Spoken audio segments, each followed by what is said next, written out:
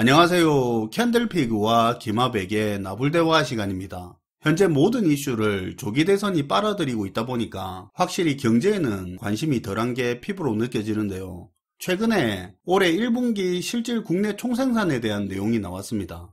근데 이게 우리 경제가 갈수록 심각해지는 모습이 점점 노골적으로 나타나는 것 같은데요. 오늘 이 부분에 대해서 이야기를 좀 해보도록 하고 그 속에 숨어있는 내용도 같이 한번 해보도록 하겠습니다. 반갑습니다, 김하백님. 네, 안녕하세요.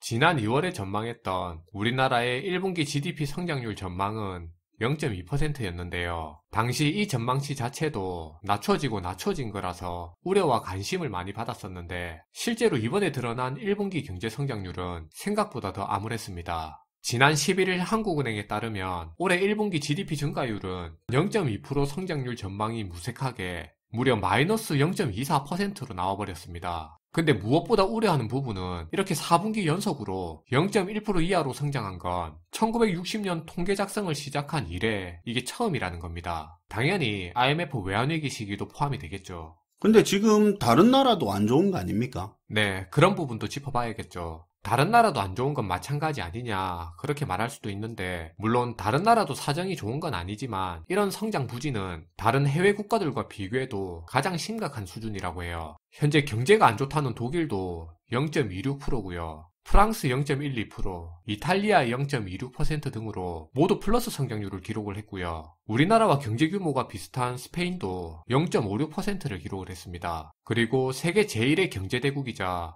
자국 관세정책 혼란에 가장 직접적으로 타격을 받은 미국도 마이너스 0.06%를 기록했는데 한국과 비교하면 미미했어요. 지난주 기준으로 1분기 경제 성장률을 밝힌 19개 나라 중에 18곳은 경제협력개발기구인 OECD 소속이고 중국이 유일한 BOECD 국가인데 이 중에 우리나라가 가장 낮은 수치인데요. 근데 문제는 이번 1분기 성장률이 가장 낮게 나왔다는 것보다 한국의 비관적인 성장 성적표가 4분기 연속으로 이어지고 있다는 점입니다. 앞서 말한 것처럼 4분기 연속으로 0.1%가 안 되는 경제 성장률이 나왔다 그 이야기죠. 네, 통계 이래 처음인데요. 부드럽게 말해 저성장 경제가 가시화되었다는 거고 이걸 직설적으로 표현을 하면 침체 상황 자체가 노골적으로 드러나고 있는 거라고 보시면 될 것 같아요. 그러면 왜 이런 문제가 나타나고 있는 겁니까? 이게 작년 상반기부터 이어지는 부진이니까 단순히 트럼프 관세 이야기만 하기에는 좀 부족한 감이 있잖아요. 그렇죠. 전문가들은 민간 소비와 건설 등 한국 내수의 구조적 취약성을 가장 큰 원인으로 언급하고 있어요. 내수의 구조적 취약성이면 이게 구조적 문제니까 일시적인 게 아니라는 이야기잖아요. 맞아요. 구조적인 문제라서 이게 개선하기가 만만치가 않다는 겁니다. 전문가들이 하나같이 말하기를 한국 경제의 장기 침체가 수출 의존도가 높고 내수가 부진한 것에서 비롯됐다고 말을 하고 있는데요. 수출은 현재 아시는 것처럼 관세전쟁이나 세계적인 경제 둔화, 미중 경제 블록화 등 그런 문제가 원인으로 많이 언급되고 있고요. 내수 부진의 원인은 아마 여러분들도 최근 몇 개월 동안 지겹도록 들으셨을 텐데 작년 12월 비상계엄 이후로 탄핵 정국으로 인한 정치적 불확실성과 건설 경기의 침체가 내수 부진의 중요한 원인으로 지금 계속 언급이 되거든요. 그렇죠. 맨날 정치적 불안, 불확실성으로 인한 내수 부진, 건설 경기 침체 여파로 인한 내수 부진, 맨날 이렇게 이야기를 하잖아요. 맞아요. 정치적 불확실성과 건설 경기 영향으로 내수가 안 좋다는 이야기를 실제 많이 듣는데 우리가 이 부분에 대해서 좀 더 이야기해보면 좋을 것 같습니다. 실제로 우리나라의 부진한 내수 성적에서 건설 부분의 침체가 큰 비중을 차지하고 있는 것도 맞고요. 건설 경기가 살면 내수가 살아나는 것도 지극히 맞는 말입니다. 그런데 이걸 그냥 그렇구나 하고 넘어갈 부분은 아니거든요. 건설 부문이 우리 내수에서 차지하는 비중이 그만큼 크다는 것 자체가 우리 내수의 구조적 취약성을 보여주는 겁니다. 내수에서 너무 건설 의존도가 높다 이게 문제라고요? 네. 건설 투자 감소가 내수 부진의 주요 요인이라는 건 지금까지 건설 부분이 내수에 기여한 부분이 그만큼 컸다는 이야기인데요. 건설 투자가 내수 성장에 큰 기여를 해왔다는 사실은 이게 표면적으로는 긍정적일 수 있지만 근데 어떻게 보면 구조적으로는 우려스러운 부분도 상당히 큰데요. 기본적으로 내수는 가계의 소비와 기업의 투자 그리고 정부의 지출을 통해 다양한 부문이 균형 있게 구성돼야 하는데요. 그런데 우리 한국의 경우 내수 성장에 부동산 중심의 건설 투자 등이 민간 소비보다 더 큰 영향을 미치는 경우가 많고 이것 자체가 내수 구조가 취약하고 왜곡되었다는 걸 알려주는 거예요. 그럼 건설의 비중이 큰 이런 내수 구조가 어떤 면에서 취약하다고 할 수가 있습니까? 네, 상식적인 이야기인데 건설 경기에 의존하는 성장 모델은 일시적인 경기 부양에는 효과적일 수가 있지만 지속성 측면에서는 많이 떨어진다는 걸 잘 아실 거고요. 그리고 현재 금융위기의 뇌관으로 자리 잡은 부동산 PF 문제에서도 이미 드러나고 있는 문제지만 건설은 기본적으로 부채를 동력 삼아 돌아가는 특징이 있다 보니까 건설 중심의 내수 성장 구조는 장기적으로 금융 리스크를 내포하고 있습니다. 가계는 주택담보대출로, 기업은 PF대출로, 그리고 정부 같은 경우는 SOC 채권 등 해서 건설은 각 경제주체들의 부채를 동력으로 하고 있다 보니까 건설 경기가 좋다고 하더라도 동시에 부채 부담과 부채 위험이 같이 증가하는 특징이 있거든요. 이미 우리가 겪고 있는 상황이지만 코로나 팬데믹 때 엄청난 건설 경기에 붐이 불었는데 그 시기에 같이 생겨버린 PF 대출 문제와 개인들의 연끌 문제가 이게 금융 부문에서 큰 리스크가 된 게 그 예라고 볼 수 있어요. 그리고 건설 투자의 비중이 큰 내수 구조는 경제 효율성 측면에서도 이게 장기적으로 비효율을 증가시키는데요. 자금이라는 게 생산성이 있고 장기적으로 지속적인 부를 창출하는 쪽으로 흘러야 이게 경제가 효율적으로 흘러가잖아요. 그렇죠. 투자 자금들이 혁신 산업이나 신기술 쪽으로 흐르면 미래 먹거리 산업도 성장을 시키고 지속적인 경제 성장 원동력이 되죠. 네, 바로 그게 중요한데요. 그런데 부동산 자산 중심의 건설 투자의 비중이 크다는 건 생산성과 무관한 자산 가격 상승만을 유도하게 되고 방금 말씀하신 것처럼 자금들이 미래 성장 산업, 혁신 산업들로 못 가고 토지 건물에 돈이 묶이게 되기 때문에 경제 효율성을 저해하게 돼요. 당연히 이런 이유로 부동산 자산 가격이 상승하게 되면 대출을 받아 집을 산 사람이든 임대로 들어간 사람이든 모두 주거비 부담이 커지면서 정작 내수에서 중요한 가계 소비가 위축되면서 내수 기반을 약화시키는 거고요.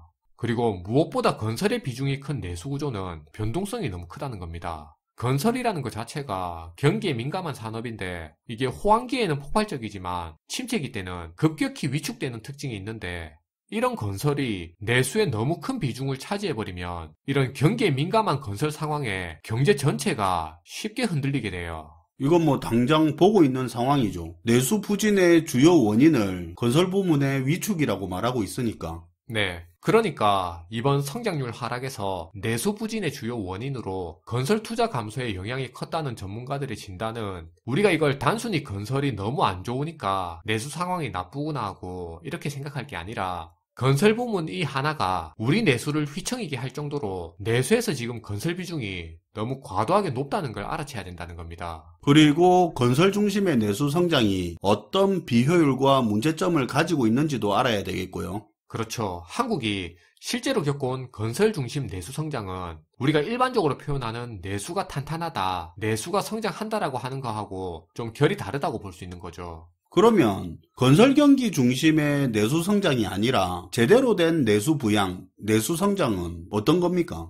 이게 그렇게 어려운 내용은 아니에요. 우리가 학창 시절 흔히 배웠던 내용인데요. 큰 돈을 대출받아서 집 사고 이런 게 아니라 가계가 실질 소득을 증가시키면서 식료품, 외식, 여행, 문화, 의료 분야에서 다양하게 소비가 확대돼야 하고요. 일단 그 바탕에는 주거비 부담이 크지 않아야 되니까 일단 부동산 자산, 특히 주택 가격이 소득에 비해 크게 오르면 안 돼요. 이렇게 내수 시장의 수요 확대는 기업 투자의 확대로 이어질 수 있기 때문에 가계의 소비, 기업의 투자라는 내수의 중요한 기반이 탄탄해질 수 있고요. 이는 부동산 등 자산 시장의 투기나 부채를 통해 성장한 게 아니라 소득 중심의 소비로 성장하는 거기 때문에 내수의 체질 자체가 탄탄하게 됩니다. 물론 건설이나 금융 레버리지를 통해 성장하는 것보다는 이게 속도면에서는 떨어질 수 있지만 경제 체질이 건전해지고 지속 가능성이 커지는 장점이 있어요.